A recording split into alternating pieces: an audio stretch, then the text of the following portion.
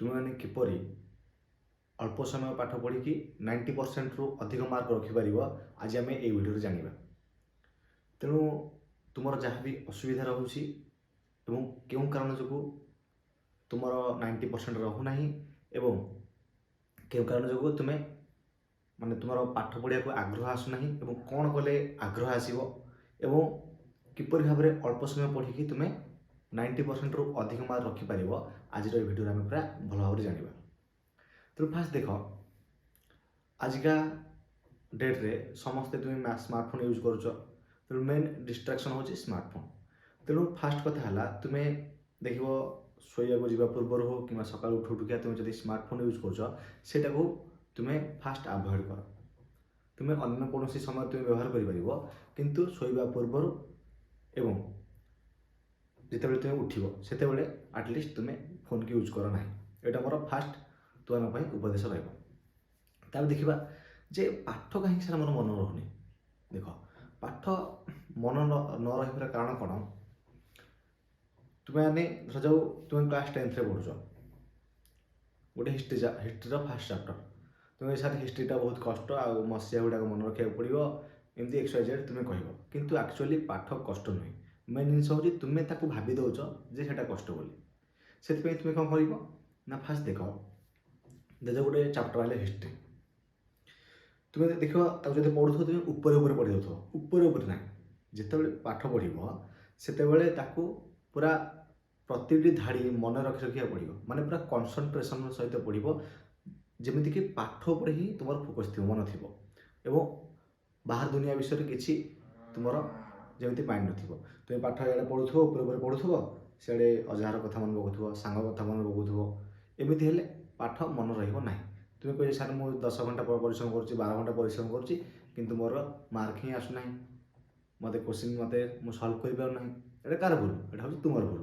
ତେଣୁ ଦେଖ, ଅଳ୍ପ ସମୟ ପଢ଼, ତୁମେ 2 ଘଣ୍ଟା ପଢ଼, 3 ଘଣ୍ଟା ପଢ଼, କି ତୁମର ଯେତିକି ସମୟ ତୁମେ କନସନ୍ଟ୍ରେସନ୍ ରହିପାରୁଛ ସେତିକି ସମୟ ପଢ଼, କିନ୍ତୁ ପୁରା ଫୋକସ୍ ସହିତ ପଢ଼ିବ।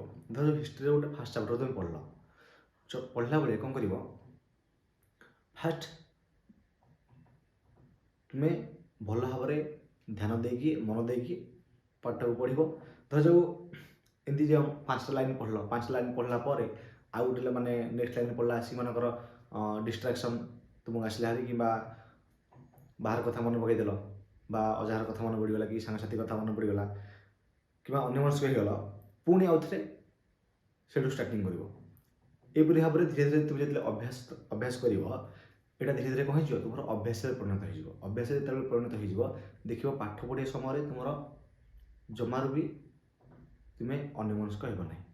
ତେଣୁ ତୁମେ ଅଳ୍ପ ସମୟ ପଢ଼, କିନ୍ତୁ ପୁରା କନସନ୍ଟ୍ରେସନ୍ରେ ପଢ଼। ଗୋଟେ ପିଲା ଯଦି 10ରୁ 12 ଘଣ୍ଟା କି 15 ଘଣ୍ଟା ପରିଶ୍ରମ କରୁଛି ଏବଂ ଯଦି ତୁମେ କନସନ୍ଟ୍ରେସନ୍ ସହିତ 2ରୁ 3 ଘଣ୍ଟା ପରିଶ୍ରମ କରୁଛ, ତାହେଲେ କ'ଣ କରିବ, ଦେଖିବ ତୁମେ ଅଧିକ ମାର୍କ ରଖିବ। ଯେ 10ରୁ 12 ଘଣ୍ଟା ଖାଲି ବହିଟା ଧରିକି ବସୁଛି କିମ୍ବା ଖାଲି ଉପରେ ପଢ଼ୁଛି, ସେ ଏତେ ମାର୍କ ରଖିପାରିବ ନାହିଁ। ମନେ ହେଲା? ଦେଖ, ଆମ ମାଇଣ୍ଡ କ'ଣ, ଆଉ ଗୋଟେ ଟେକ୍ନିକ୍ କହୁଛି। ଆଉ ଟେକ୍ନିକ୍ ହେଲା, ତୁମେ ଯେତେବେଳେ ପଢ଼ିବ ସେତେବେଳେ ମାନେ ପାଟି କରି ପଢ଼ିବ। ଯେକୌଣସି ଚାପ୍ଟର ପଢ଼ୁଛ ପଢ଼, ତୁମେ ପାଟି କରି ପଢ଼ିଲେ ତୁମର ସବକନସିୟସ୍ ମାଇଣ୍ଡରେ ସେଇଟା ପୁରା ମାନେ ମାଇଣ୍ଡ ସେତେବେଳେ ଆକ୍ଟିଭ୍ ରହିବ, ଯାହାଦ୍ୱାରା କି ତୁମେ ଯାହା ହିଁ ପଢ଼ୁଥିବ ସେଇଟା ତୁମର ଆରାମସେ ମନେ ରହିଯିବ। ଏବଂ ଆଉ ଗୋଟେ ଟେକ୍ନିକ୍ ହେଲା, ଧରାଯାଉ ଜଣେ ଟିଚର୍ ତୁମକୁ ଯେମିତି ଏକ୍ସପ୍ଲେନ୍ କରୁଛନ୍ତି, କେମିତି ଏକ୍ସପ୍ଲେନ୍ କରନ୍ତି, ଟିଚର୍ ଯେଉଁ ସବଜେକ୍ଟ ପଢ଼ାଉଥିବେ ପ୍ରଥମେ ସେଇ ସବଜେକ୍ଟକୁ ପଢ଼ିଲେ ଏବଂ ତାପରେ ତୁମକୁ ଏକ୍ସପ୍ଲେନ୍ କଲେ। ଠିକ୍ ସେମିତି ତୁମେ ସେଇ ସବଜେକ୍ଟଟାକୁ ପଢ଼ିବ, 2 ଧାଡ଼ି କି 3 ଧାଡ଼ି କି 1 ଧାଡ଼ି ପଢ଼ିବ ଏବଂ ତାକୁ ପଢ଼ି ସାରିଲା ପରେ ତୁମେ ତାକୁ ଏକ୍ସପ୍ଲେନ୍ କରିବ। ତୁମେ ଭାବିବ ଯେ ମୋ ଆଗରେ ଷ୍ଟୁଡେଣ୍ଟ ଅଛନ୍ତି, ମୁଁ ଜଣେ ଟିଚର୍, ମୁଁ ପଢ଼ାଉଛି। ଏପରି ଭାବରେ ତୁମେ ଯଦି ଏକ୍ସପ୍ଲେନ୍ କରିବ, ଦେଖିବ ତୁମର ପାଠ ଗୁଡ଼ାକ ମନେ ରହିଥିବ। ଆଉ ଯେଉଁମାନେ ଟିଚିଂ କରୁଛନ୍ତି, ଟିଚର୍ମାନଙ୍କର ପାଠ ଗୁଡ଼ାକ କାହିଁକି ମନେ ରହିଥାଏ ଜଲ୍ଦି? କାରଣ ସେତେବେଳେ ତାଙ୍କର ମାଇଣ୍ଡଟା ଆକ୍ଟିଭ୍ ରହିଥାଏ ଏବଂ ପାଟି କରି ସେମାନେ ପଢ଼ାଇଥାନ୍ତି। ପ୍ରଥମେ ଲାଇନ୍ ପଢ଼ିଲେ ଏବଂ ତୁମକୁ ସେଇଟା ବୁଝେଇଲେ। ଠିକ୍ ସେଇ ଜିନିଷଟା ତୁମେ ଆପ୍ଲାଏ କରିବାର ଅଛି। ତୁମେ ପଢ଼ିବ ଏବଂ ତାପରେ ତାକୁ ଆପ୍ଲାଏ କରିବ। କ୍ଲିଅର? ସରିଲା। ତାପରେ ନେକ୍ସଟ ଜିନିଷ ହେଲା, ଗୋଟେ ଟେକ୍ନିକ୍ ୟୁଜ୍ କରିବ। କ'ଣ କରିବ, ତୁମେ ପୁରା ଫିକ୍ସ ଟାଇମ୍ ସେଟ୍ କରିଦେବ ଯେ ଏଇ ଟାଇମ୍ରେ ଧରାଯାଉ ପାଠ ମନେକର ଯେକୌଣସି ଟାଇମ୍ ହେଉଛି ହଉ, ତୁମେ ଜାଣିଥିବ ସକାଳୁ माइंड बहुत फ्रेश रही है कौन सी डिस्ट्राक्शन आसेनी तेणु सकाळु से पाठ पढ़ले मन रही एटा जिन तुम जानी क्लीयर तेणु जोड़ा मन रखार पाठ तुम सकाल आराम से पढ़ी पार किसी कथा ना कि धर जो गोटे पिलाटा को जे कहे सार मोर मन सकाल बसली मतलब पढ़ा इच्छा होनी कि जेकोसी समय तुमको पढ़ा इच्छा होनी से समय तुम पढ़नी क्लीयर एवं जदि पढ़ा इच्छा होनी जो जबरदस्ती पढ़ कौन हम मन लगुन पढ़ा तेणु पढ़नी किंतु ये भी गोटे पॉइंट एठार मुझे कहीपरि जदि जदि भल मार्क स्कोर करने चाहूँ तुमको अभ्यास बनवाई पड़ो जहाँद्वारा पाठ तुम केमी जल्दी मन रही जिते तुम पाठ पढ़ा इच्छा हो से समय तुम जदि माइंड की तुम्हें कह ना मोर इच्छा हो पाठ पढ़ार मोर इच्छा हो तेणु कंसंट्रेशन करके तुम जदि पढ़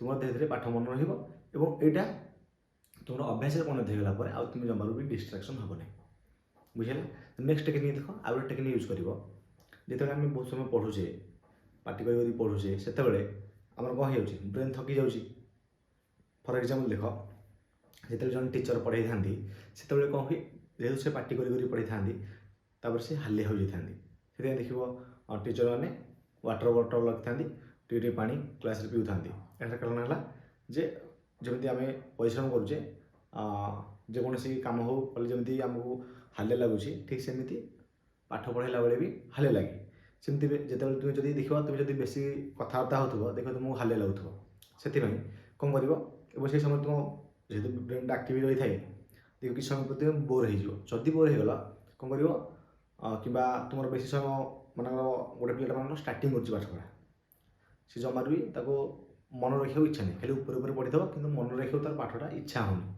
एमती पिले भी अच्छा बुझुनी एणु ये भूलटा करके बहुत मार्क रखिपारती ना किंतु क्वालिटी थाए से बहुत माने 90% आभ रखिपारे किंतु जेहेतु केवल ऊपर पढ़ी पढ़ार अभ्यास हो जाए अलसुआ भाया तेणु से पाठ पढ़ी कि मन रखा से कष्ट लगे बुझुनी से कौन कर तुम्हें जाओ गोटे पिलाटे 2 घंटा कि 3 घंटा पढ़ुचे दस गोटे पिलाटे 3 घंटा दिन को पढ़ुचे सेल्फ स्टडी करुँचे सेल्फ स्टडी समय तुम्हें गोटे घंटे कौन कर तुम्हें आइदर 30 मिनट पढ़ 5 मिनट रेस्ट कि 25 मिनट पढ़ 5 मिनट रेस्ट कर कि आक भी तुम्हें भांगी पार जो घंटे करूँ मुझे 50 मिनट पढ़ी कि 55 मिनट पढ़ी 5 मिनट रेस्ट करी बुझेगा एमती कर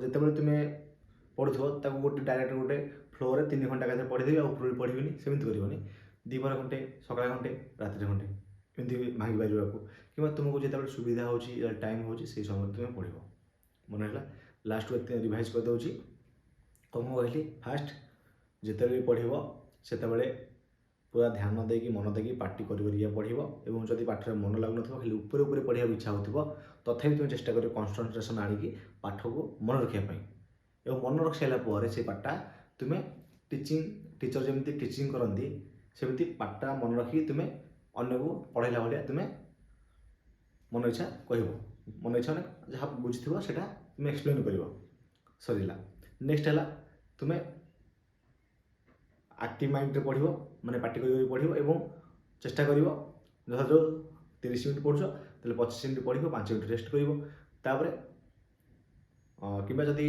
घंटे तुम्हें शेड्यूल कर देच 50 मिनट कि 5 मिनट पढ़ 55 मिनट पढ़ और 5 मिनट रेस्ट कर बुझेगा एवं सदाबले तुम्हें जदि यही टेक्निक गुड़ाक आप्लाय कर 100% तुम मार्क बहुत रहा मैथमेटिक्स मुझे स्पेशली गोटे वीडियो बनईदेवी जे मैथ रे तुम्हें केमी 90% कौन 95 कौन 100 ରୁ 100 के स्कोर कर गोटे मुझे वीडियो तुम बनईदेवी बुझेगा तेणु ये जीक सब्जेक्ट रही है ये सब्जेक्ट गुड़ाक तुम्हें केमी भल भाव पढ़ ये वीडियो तुमको कहीदेली तेणु आशा करुँच समस्ते ये टेक्निक को फॉलो कर भल भाव पाठ पढ़ ऊपर आउ जमार पढ़ ना बुझेगा क्लीयर तेल ये वीडियो को एंड कर दूसरी आम पुणी देखा नेक्स्ट वीडियो रे थैंक यू।